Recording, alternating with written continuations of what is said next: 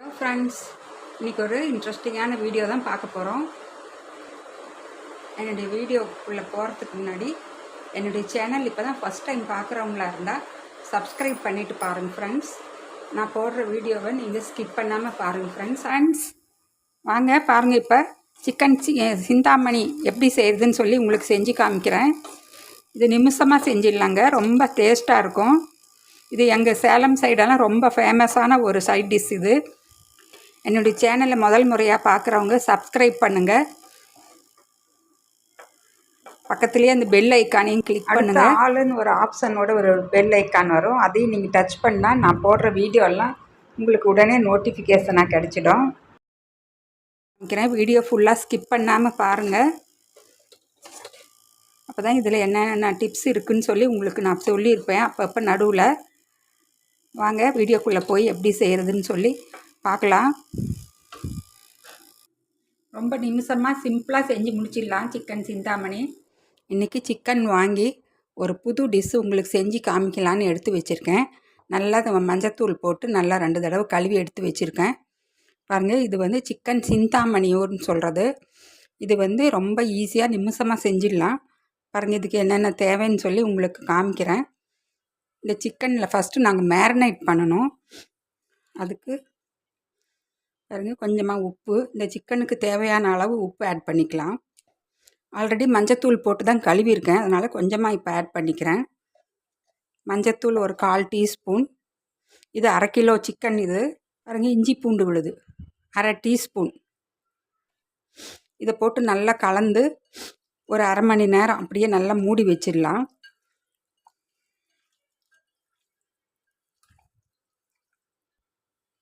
இப்போ நல்லா எல்லாம் கலந்தாச்சு.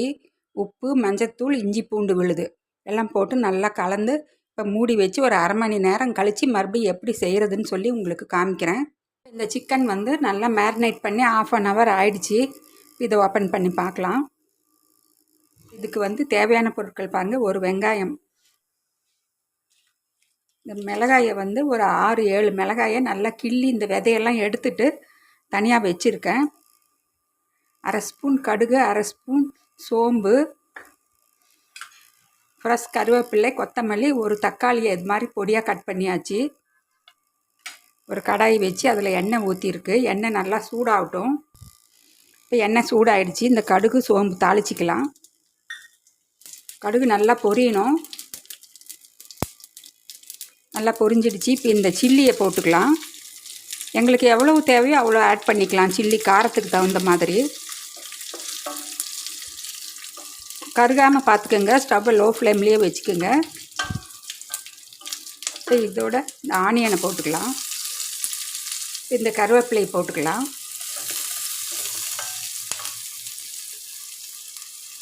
தக்காளி ஆட் பண்ணிக்கலாம். ஒரு சிலர் தக்காளி இல்லாமல் செய்வாங்க. தக்காளி போட்டு செஞ்சு பாருங்கள், அது டேஸ்ட் இன்னும் நல்லாயிருக்கும்.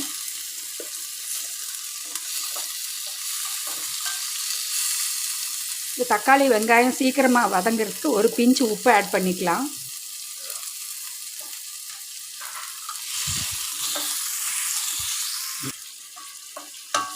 தக்காளியும் வெங்காயம் நல்லா வதங்கிடுச்சு. இப்போ இதோட சிக்கன் ஆட் பண்ணிக்கலாம்.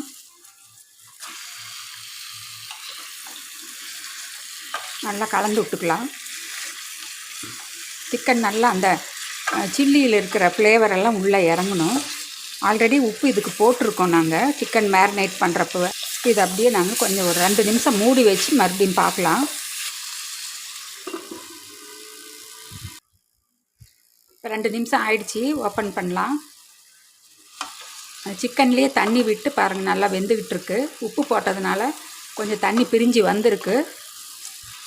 இதில் எந்த கரம் மசாலா எதுவும் இஞ்சி பூண்டு விழுது எதுவுமே வேண்டியதில்லை. ஆல்ரெடி மேரினேட் பண்ணுறப்ப நாங்கள் கொஞ்சம் போட்டதே தான். இப்போ மறுபடியும் 2 நிமிஷம் கழித்து பார்க்கலாம்.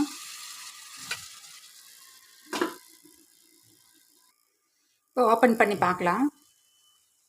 பாருங்க, தண்ணி ஊற்றாமே நல்லா தண்ணி வெளியில் வந்து சிக்கன் அதுலேயே வெந்துட்டுருக்கு. இன்னும் ஒரு 5 மினிட்ஸில் சிக்கன் சிந்தாமணி ரெடி ஆகிடும். ரொம்ப நேரம் நாங்கள் குக் பண்ணால் சிக்கன் ரொம்ப ரப்பர் மாதிரி ஆகிடும், ஜூஸியாக இருக்காது. இந்த தண்ணியெல்லாம் நல்லா சுண்டுனதும் நாங்கள் ஸ்டவ் ஆஃப் பண்ணிடலாம். இப்போ 2 நிமிஷம் ஆயிடுச்சு, ஓப்பன் பண்ணி பார்க்கலாம். பாருங்க, எண்ணெய் நல்லா பிரிஞ்சு வந்து நல்லா சிக்கன் வெந்துட்டுருக்கு. நீங்கள் இந்த சிக்கன் வெந்துருச்சான்னு செக் பண்ணிக்கிங்க. அப்படி உங்கள் சிக்கன் வேகலைன்னா நீங்கள் கொஞ்சமாக தண்ணி 1/2 டம்ளர் இல்லை 1 டம்ளர், சிக்கன் நிறையா இருந்தால் 1 டம்ளர் ஆட் பண்ணிக்கிங்க. இது செக் பண்ணிக்கலாம் சிக்கன் வெந்துடுச்சான்னு. இந்த ஸ்டேஜில் ஸ்டவ்வை லோ ஃப்ளேமில் வச்சுக்கலாம். உப்பும் செக் பண்ணிக்கணும் இந்த ஸ்டேஜில் தான்.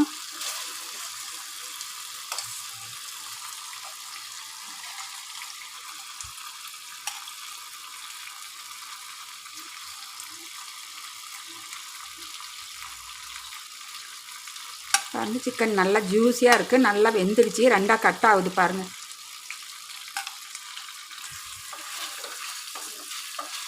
சிக்கன் உப்பும் கரெக்டாக இருக்குது எனக்கு. நீங்கள் செக் பண்ணி உங்களுக்கு உப்பு பத்தலைன்னா இந்த ஸ்டேஜில் ஆட் பண்ணிக்கலாம். ஃபைனலாக நான் ஸ்டவ்வை ஆஃப் பண்ணுறதுக்கு முன்னாடி கொஞ்சமாக வீட்டில் செஞ்ச கறி மசாலா பவுடர், ஹோம்மேட் கறி மசாலா பவுடர், இதோட லிங்க்கும் நான் உங்களுக்கு டிஸ்கிரிப்ஷன் பாக்ஸில் கொடுக்குறேன்.